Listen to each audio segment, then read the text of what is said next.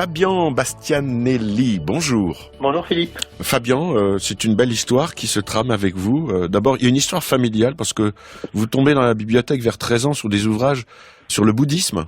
Exactement. Vers 13 ans, j'ai commencé à me poser des questions, à m'intéresser à la bibliothèque familiale.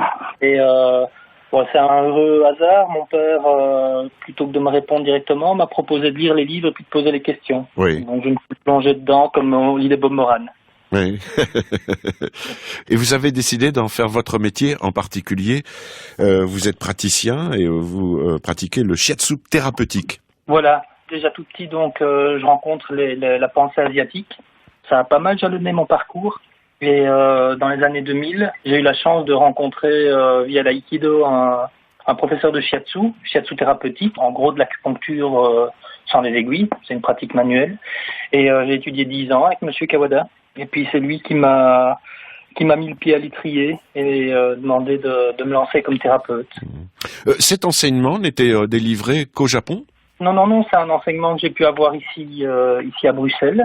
C'est enseigné maintenant en Europe. Vous allez pratiquer aussi la méditation zen avec un moine vietnamien. Voilà, j'avais envie de pratiquer la méditation, donc j'avais lu beaucoup.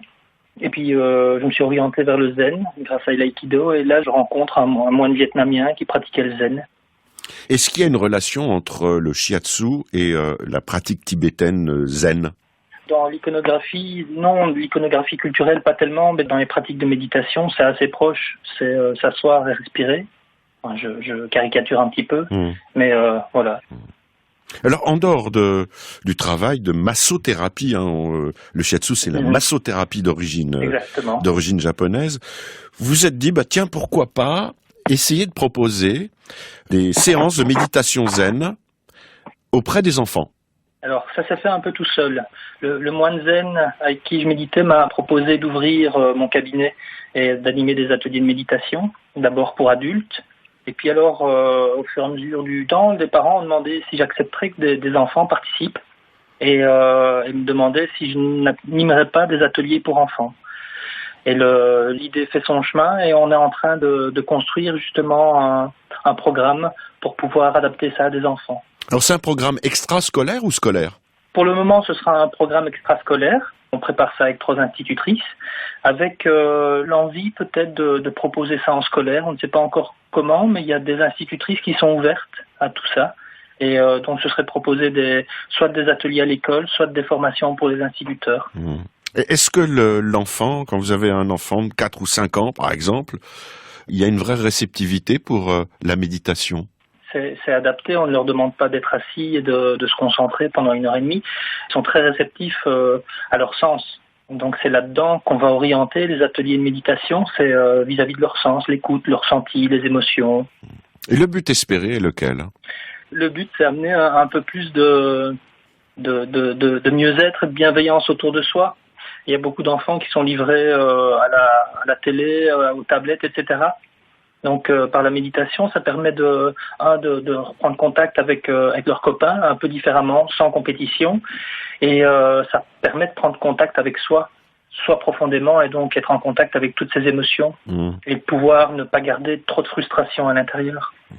Et un directeur d'une école primaire de la ville où vous habitez, à Huy, entre Liège et Namur, a été réceptif. Il a entendu parler de votre travail et également de votre projet. Voilà, donc il me connaissait de nom, on se connaissait un petit peu, on faisait un peu de course à pied ensemble aussi.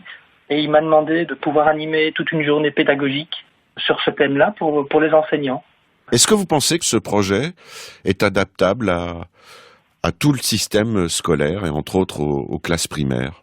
Oui, je pense, mais pas qu'aux classes primaires, ça peut aller en secondaire aussi, parce que maintenant il y a des livres, il y a Frédéric Lenoir qui a sorti un bouquin sur méditer et philosopher avec les enfants il y a très très peu de temps, et on se rend compte que les enfants sont très réceptifs à ça, bien plus que certains adultes. Donc je pense que là il y a du chemin à faire. Oui. S'il y a des personnes en France qui sont intéressées de partager, voilà, nous on est en train de construire ce projet et on est prêt à partager totalement ça et à collaborer. Ce serait même un plaisir parce que ça permet d'aller plus loin ensemble. Alors, si vous voulez entrer en contact avec Fabien, vous pouvez passer par le site je suis zen.be. Il y a aussi une adresse électronique info@je-suis-zen.be. Et puis si vous avez besoin de coordonnées directes, vous nous les demandez, puis on vous confiera les coordonnées de Fabien. Merci. Merci Fabien. Merci Philippe. À bientôt. Au revoir.